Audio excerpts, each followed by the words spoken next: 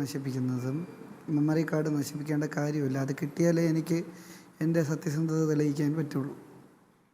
അത് നശിപ്പിച്ചത് ഇവരായിരിക്കും. ഈ മാഡം ആയിരിക്കും, മാഡത്തിൻ്റെ അല്ലെങ്കിൽ വേറെ ആരെങ്കിലും ആയിരിക്കും. ഈ സംഭവത്തിന് ശേഷം ബസ് ആരുടെ കസ്റ്റഡിയിലാണ്? ബസ് KSRTCയുടെ കസ്റ്റഡിയിലാണ്. KSRTC ജീവനക്കാർക്ക് താങ്കളോട് അനുഭാവമുണ്ടെന്നും താങ്കളെ സഹായിച്ചെന്നും ആരോപിച്ചാൽ?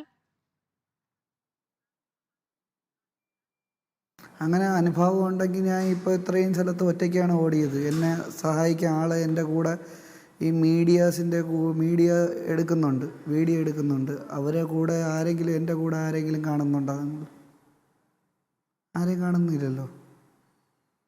ഇപ്പോൾ താങ്കൾ ഇക്കാര്യത്തിൽ ഒന്നും ചെയ്തിട്ടില്ല എങ്കിൽ എങ്ങനെയാണ് ഇപ്പം ഇത് തെളിയിക്കാൻ പറ്റുക? താങ്കൾക്കെതിരെ ഉയർന്നിരിക്കുന്ന ആരോപണം ഗുരുതരമാണല്ലോ.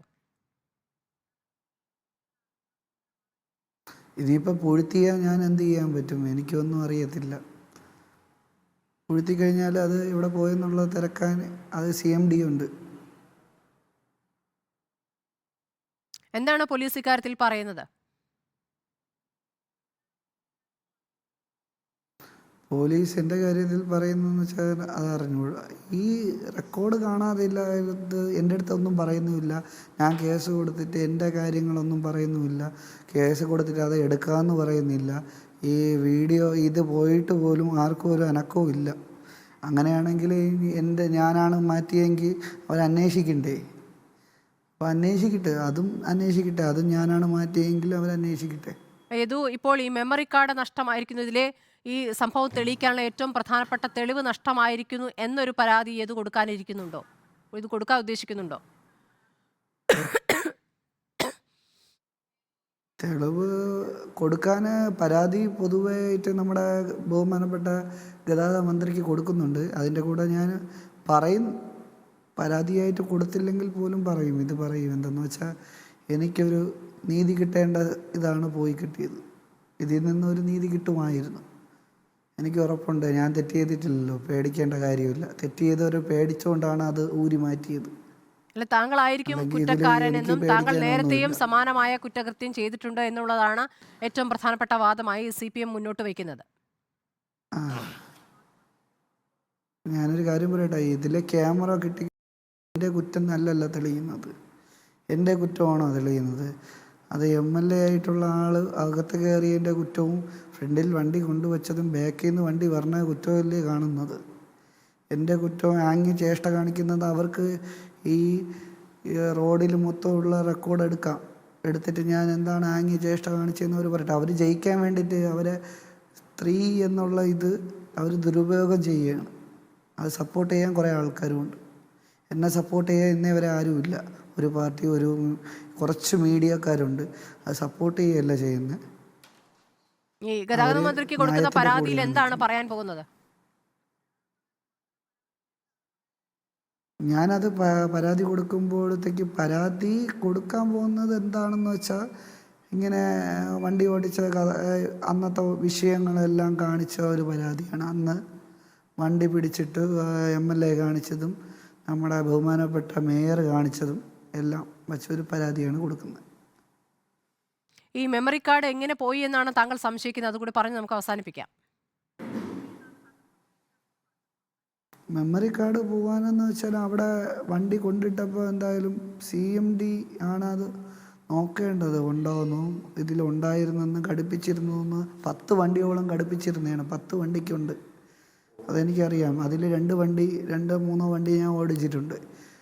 അപ്പോൾ അതിലെല്ലാത്തിലും റെക്കോർഡിംഗ് ആയിരുന്നു. റെക്കോർഡിങ് ബ്ലിങ്ക് ചെയ്യുന്നുണ്ട്. നമ്മുടെ ഡ്രൈവർ ക്യാബിൻ്റെ ഫ്രണ്ടിൽ ഒരു LED TV പോലത്തെ ചെറിയൊരു സാധനമുണ്ട്.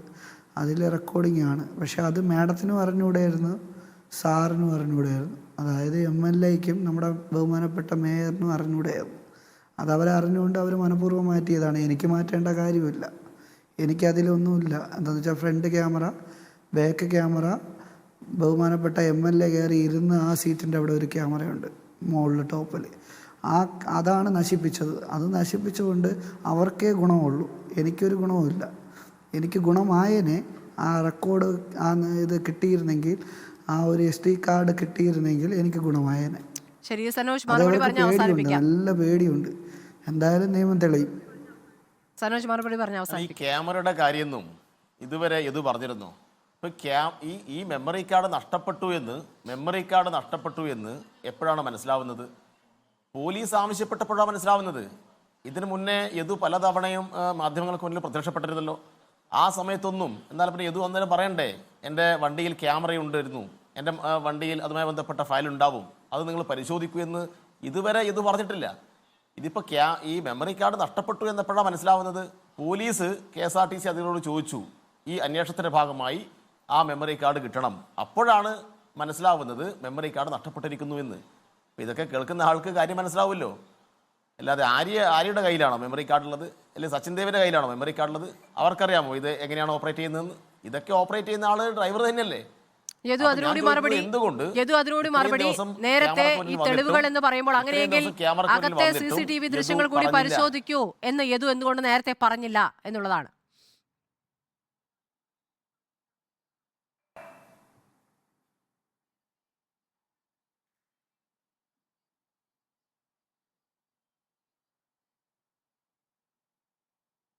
യദു കേൾക്കാമോ?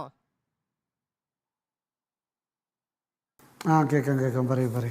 അല്ല, ബസ്സിനകത്ത് CCTV ഉണ്ട്, ആ ദൃശ്യങ്ങൾ കൂടി പരിശോധിക്കണമെന്ന് യദു നേരത്തെ ആവശ്യപ്പെട്ടിരുന്നില്ല എന്നാണ് പറയുന്നത്. അത് നേരത്തെ ആവശ്യപ്പെട്ടാലും പിന്നീട് ആവശ്യപ്പെട്ടാലും അത് ഇവർ തട്ടിയെടുക്കുമെന്നുള്ളത് ഞാൻ അറിയുന്നില്ലല്ലോ. അത് പിന്നീട് എനിക്കൊരു തെളിവാണ്. അതാണ് മിണ്ടാതെ ഇരുന്ന് കഴിഞ്ഞാൽ നമുക്കുള്ള തെളിവ് നശിക്കില്ലായിരുന്നു. പക്ഷേ അതിനിടയ്ക്ക് ഒരു വാർത്ത വന്നു, ബസ്സിൽ CCTV ഉണ്ടെന്നും എല്ലാം അറിയുന്ന ഒരാളുണ്ടെന്നും. ഇവരെ അറിഞ്ഞതിന് ശേഷമാണ്. ഇവരെ അറിയാതിരുന്നെങ്കിൽ അത് മര്യാദയ്ക്ക് ആ റെക്കോർഡ് നമുക്ക് എടുക്കാമായിരുന്നു. അത് മൊത്തത്തിൽ വാർത്തയായപ്പോഴാണ് ആ റെക്കോർഡ് കാണാതായത്. നല്ല നമ്പറാ. ശരി, നമുക്ക് നോക്കാം ഈ അന്വേഷണം ഇനി ഏത് ഘട്ടത്തിൽ എത്തുമെന്നും എങ്ങനെ അവസാനിക്കുമെന്നും. വളരെ നന്ദി VK സനോജ്, KP നൗഷാദ് അലി, യദു ചർച്ചയിൽ പങ്കെടുത്തതിന്. ഇടവേളയിൽ